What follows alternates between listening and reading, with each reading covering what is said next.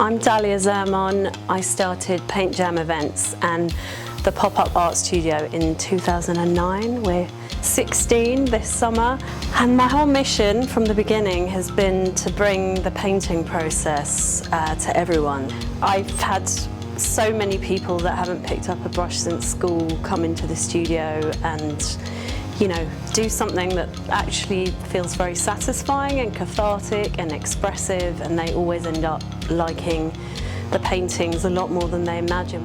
My ethos has always been real inclusivity. I break it down to the very basics, the basic techniques, the basic brush strokes, so that everyone can make something.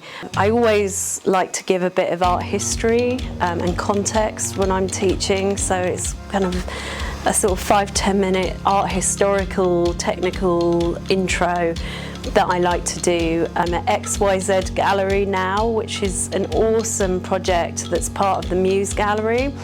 Really appreciate being part of that community.